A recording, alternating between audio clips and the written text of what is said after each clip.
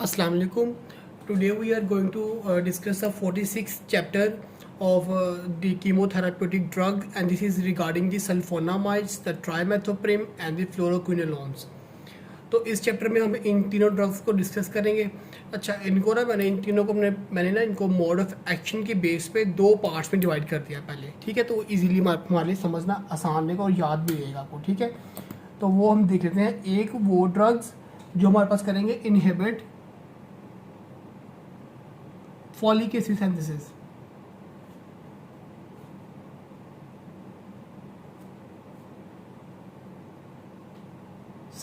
ठीक है। और दूसरे वो ड्रग्स जो इनहिबिट करेंगे nucleic acid synthesis, inhibit nucleic acid synthesis, ठीक है। अच्छा, अभी जो फॉलिक एसिड सिंथेसिस इनहिबिट करने में इसमें हमारे पास ना जो ड्रग्स आ जाएंगे वो एक तो ये आएंगे सल्फोनामाइड्स,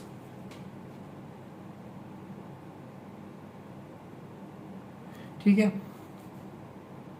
और एक आ जाएंगे हमारे पास इसमें ये ट्राइमेथोप्रिम।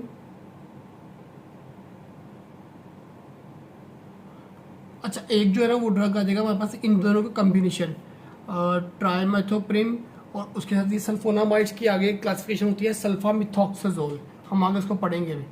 इन दोनों का कम्बिनेशन, ठीक है। इस सल्फामिथॉक्साजोल को हम एक और नाम भी देते हैं कोट्राइमॉक्साजोल, कोट्राइमॉक्साजोल, या फिर इसको हम कुछ और भी कह सकते हैं सेप्ट्रॉन भी इसको कहते हैं, ठीक है। ये सब इसी के नाम हैं। अच्छा, तो अब और ये जो है ना जो इनहिबिट करेंगे न्यूक्लिक एसिड सिंथेसिस, इसमें हमारे पास आ जाएगा ये जो लास्ट में फ्लोरोक्विनोलोज,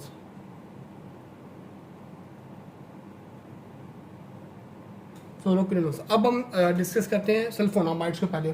तो इसकी जो क्लासिफिकेशन है ना, इसको हमने फर्दर जो है वो 3 बेसिस पे ऐसे डिवाइड किया हुआ है, इसके स्पेक्ट्रम की बेसिस पे, ठीक है ना। स्पेक्ट्रम की बेस में हमारे पास होंगे लॉन्ग एक्टिंग, फिर आता है इंटरमीडिएट एक्टिंग,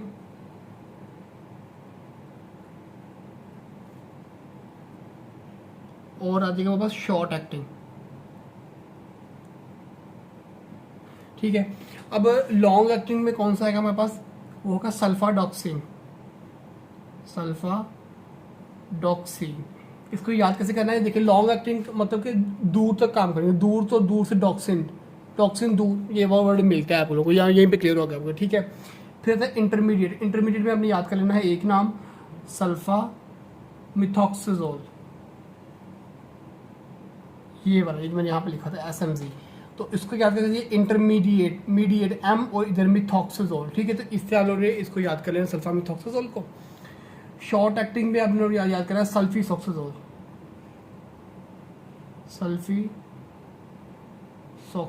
तो ये 3 ड्रग्स आप याद कर लें, ये बहुत है। अच्छा, अब हम आते हैं इसकी सल्फोनामाइड्स की फार्माकोकाइनेटिक्स पे।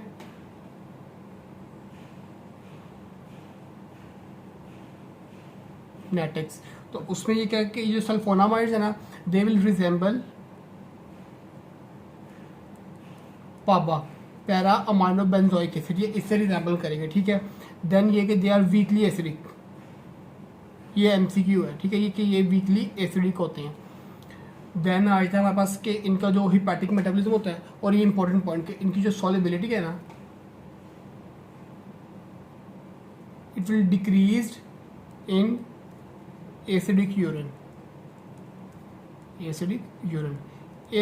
में इसकी सॉल्युबिलिटी कम हो जाएगी और ये प्रेसिपिटेट कर जाएगा। ये पॉइंट आपने याद रखना, ये भी MCQ पॉइंट है, ठीक है। फिर आता है इसका मोड ऑफ एक्शन, वो मैं आपको ना एंड पे बुक से करा दूंगा, इसको भी छोड़ दे। देन आती है हमारे पास इसकी रेजिस्टेंस। तो रेजिस्टेंस के लिए क्या है जी कि इसकी एक तो ये है कि ये डिक्रीज कर दे इंट्रासेलुलर एक्यूमुलेशन को,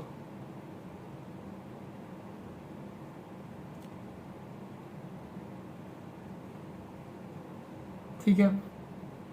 दूसरा ये है कि कर दे इंक्रीज कर दे प्रोडक्शन ऑफ पाबा, ये हम देखेंगे, ये मोड ऑफ एक्शन पढ़ेंगे तो आपको ये पॉइंट भी क्लियर हो जाएगा सेकंड वाला। और तीसरा मैकेनिज्म ऑफ रेजिस्टेंस है कि डिक्रीज कर दे सेंसिटिविटी ऑफ एंजाइम, कि वो एंजाइम की सेंसिटिविटी कम कर दे, वो काम ही नहीं करेगा। ये 3 इसके हैं जी रेजिस्टेंस के स्टेप्स। फिर आए थे हमारे पास इसके यूजेस में ये है कि इस तरह बड़े स्पेसिफाइड से यूजेस हैं, तो आप लोग याद करें कि जिस तरह हम ऑक्यूलर इन्फेक्शंस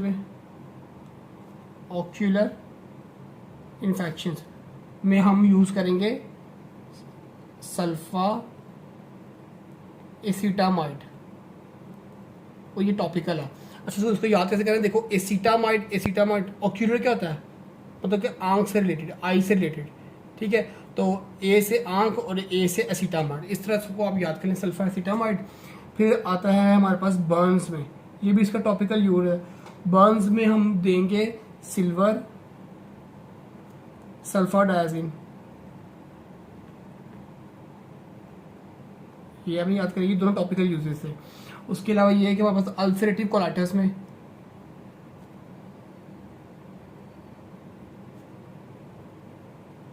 और रोमेटोइड आर्थराइटिस में भी यही यूज होता है, ठीक है। इसमें हम देंगे सल्फासालाजीन,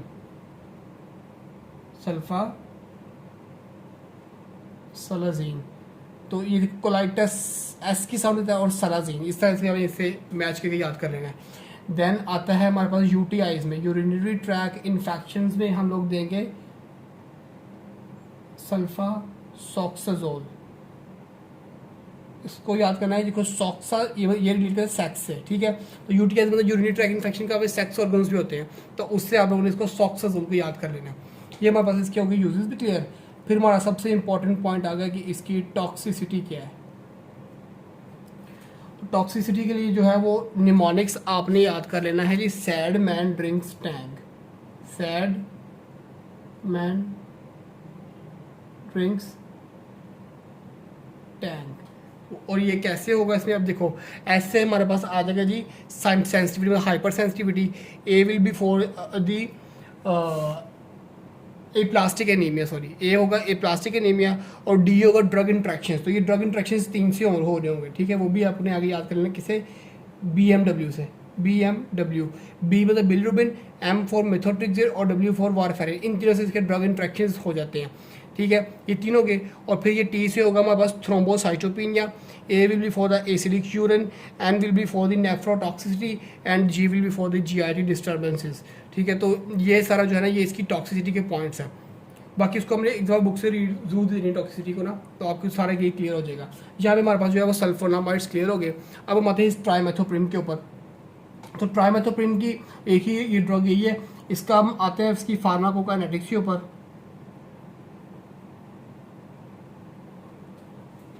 तो इसकी जो फार्माकोकाइनेटिक्स किसकी हम करें, ट्राइमेथोप्रिन की, तो इसमें आ जाएगा कि दे रिजेंबल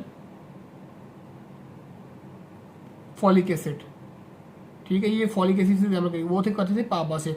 फिर ये कि दे आर वीकली बेसिक, फिर ये कि इसकी जो कंसंट्रेशन है, इंक्रीज कंसंट्रेशन इन वजाइनल, ये MCQ पॉइंट है बहुत इंपॉर्टेंट, एंड प्रोस्टेटिक फ्लूइड्स, इसकी कंसंट्रेशन इंक्रीज होती है इन 2 फ्लूइड्स के अंदर, ठीक है। फिर आता है इसका भी मोड ऑफ एक्शन, तो मैं आपको इसके ये लिखने के बाद इकट्ठा दोनों को करा देता हूँ। देन आ जाती है हमारे पास इसकी रेजिस्टेंस। तो रेजिस्टेंस के लिए हमारे पास इसका एक ही स्टेप है, वो ये है कि ये डिक्रीज कर देगा एफिनिटी, टू ड्रग्स, कि जो एंजाइम की एफिनिटी एंड ड्रग्स को उसी को कम कर देगा। देन हमारे पास आ जाते हैं जी यूजेस।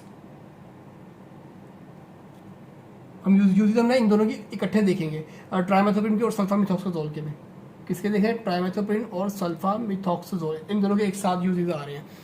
तो यूजेस में पहले तो एक आपने रख लेनी है पॉइंट याद के, ये जो दोनों है ना in combination, they are the drug of choice for Nocardia के इन्फेक्शंस, और उसके अलावा हमारे पास नीमोसिस्टिस नमूनी,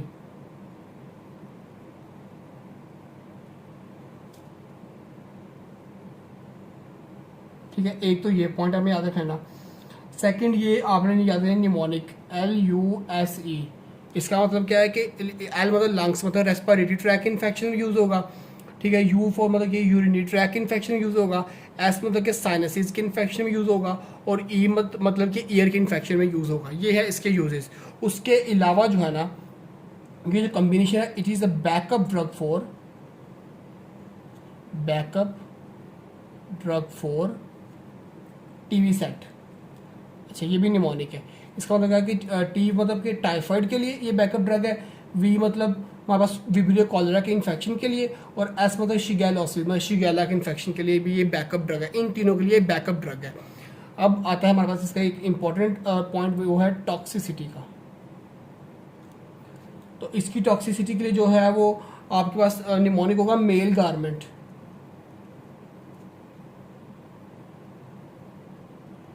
मतलब एम होगा हमारे पास micro megaloblastic anaemia, this L will be leukopenia, and G will be granulocytopenia. इसको ना आप लोग ऐसे शर्ट से याद कर लो,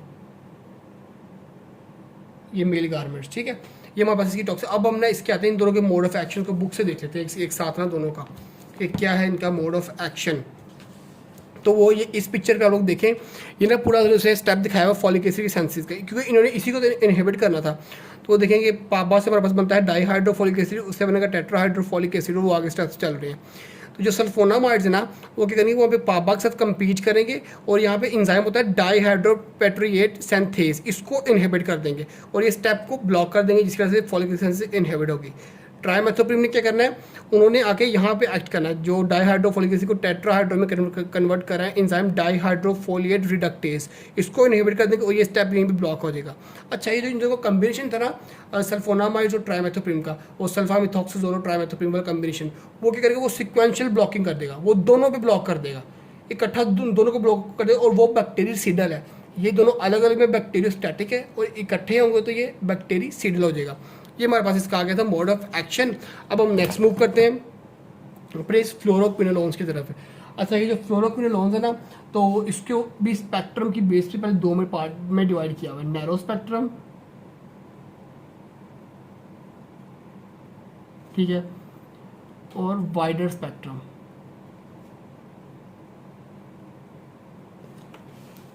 नैरो और वाइडर स्पेक्ट्रम। अच्छा, नैरो स्पेक्ट्रम में आता है हमारे पास फर्स्ट जनरेशन, ठीक है, और वाइडर में बाकी आ जाएगा सेकेंड जनरेशन, थर्ड जनरेशन और फोर्थ जनरेशन।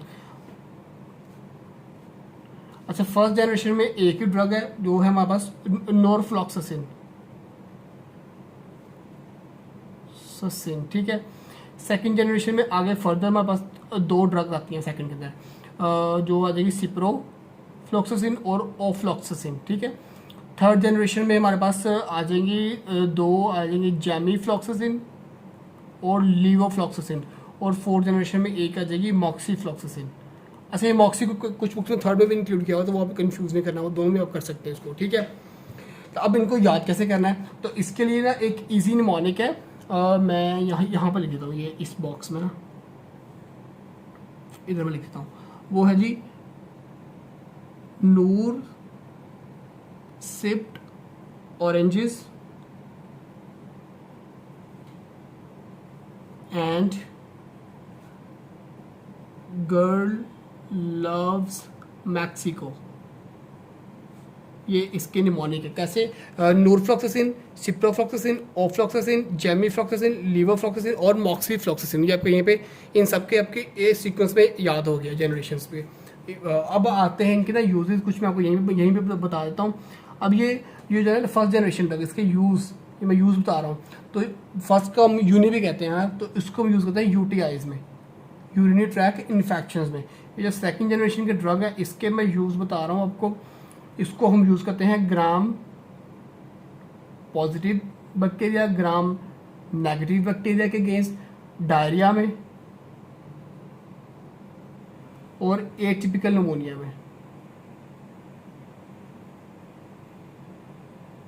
ठीक है। फिर ये जो थर्ड और फोर्थ जनरेशन ड्रग्स है ना, इनके यूज़ हैं जी, इसको एक तो हम कहते हैं रेस्पिरेटरी फ्लोरोक्विनोलोन्स, इनको, ठीक है, रेस्पिरेटरी फ्लोरोक्विनोलोन्स, और इनको हम यूज़ करते हैं ग्राम पॉजिटिव के अगेंस्ट और मैथिसिलिन रेजिस्टेंस, स्टेफ और ये से बाकी इनके वो स्पेसिफिक यूजेज हैं वो हम आगे देख लेते हैं। ये ज़रा कॉमन से मैंने यहीं पे लिख दिया। अब आती है इसकी फार्माकोकाइनेटिक्स।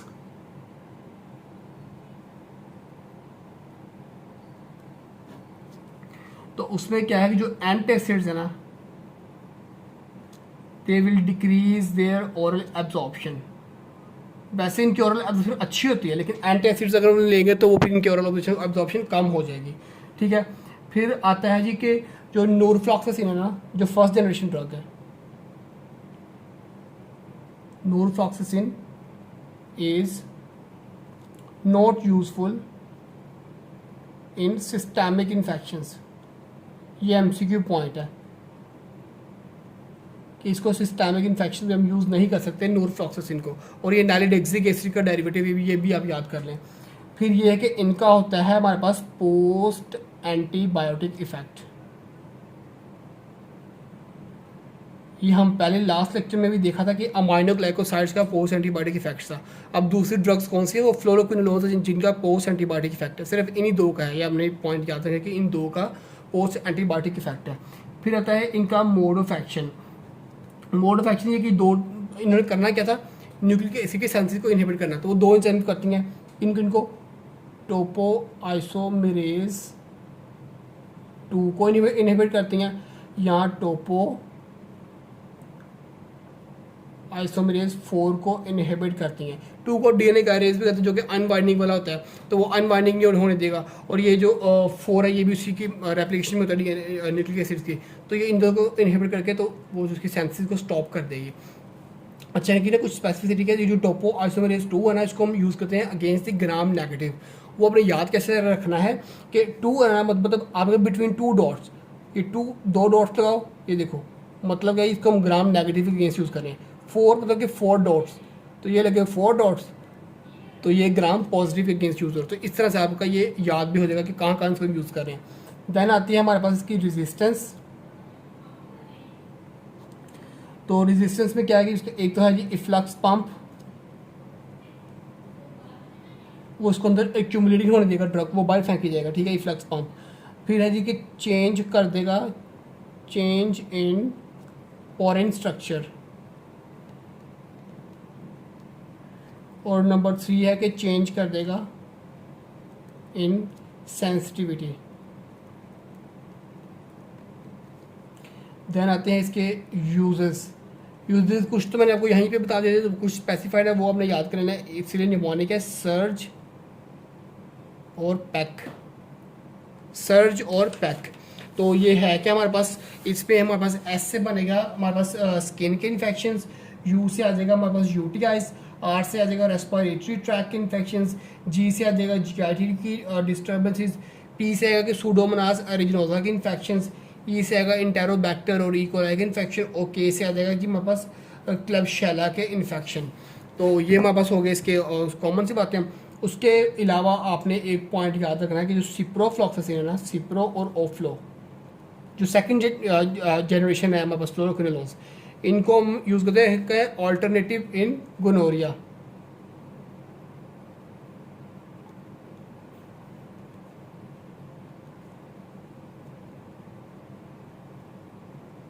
अच्छा, गोनोरिया में ना हम लोग नॉर्मली यूज़ कर रहे होते हैं सेफ्ट्राइएक्सोन या सेफिक्सेम, वो हम पीछे पढ़ के आ चुके हैं। ठीक है, नॉर्मल वही है ड्रग ऑफ चॉइस, लेकिन उनसे अगर वो इफेक्ट नहीं करी तो फिर हम सिप्रो और ऑफ्लो देंगे सेकंड जनरेशन। उसके अलावा ये जो सिप्रो है ना, it is also the drug of choice in typhoid. ठीक है, तो ये हमारे पास हो गया इसके क्लिनिकल यूजेस। अब बात है इसकी टॉक्सिसिटी। तो टॉक्सिसिटी के लिए हमें निमोनिक याद कर लेना है जी, बॉक्सर्स लैम्प। अच्छा, बॉक्सर्स लैम्प से कैसे, मतलब बॉक्सर का से हमें याद रखना इसके टेंडन होता है, उनके मसल्स होते हैं टेंडन, तो इससे हमें याद है टेंडनाइटिस और टेंडन का रप्चर, ये बॉक्सर से याद करने। एल से आ जाएगा हमारे पास कि अब नॉर्मल लिवर फंक्शंस, ए से आ जाएंगे एलर्जिक रिएक्शन, जिसमें रैशेज आएंगे, फोटो सेंसिटिविटी आ गई। एम से हमारे पास आ जाएगा जी मिस्थीनिया ग्रेविस, और पी से आ जाएगा प्रोलॉन्ग क्यूट इंटरवल, वो जो ईसीजी में होता है। सो उसके अलावा ना एक और पॉइंट याद कर लें कि कॉन्ट्रा इंडिकेशंस, मतलब कि किन कंडीशन में हमने ये इस ड्रग को नहीं देना। तो वो है जी हमारे पास 3 कंडीशन है, कैप से याद करें उसको, CAP मतलब कि CNS की इन्फ्लेमेशन में ये ड्रग नहीं देना, मतलब कि अरिदमियाज में नहीं देना, और प्रेगनेंसी में ये ड्रग हमने नहीं देना। This was all about this chapter. अगर आपको किसी भी पॉइंट में अभी भी कन्फ्यूजन है तो आप लोग कमेंट्स में पूछ सकते हैं। Thanks for watching.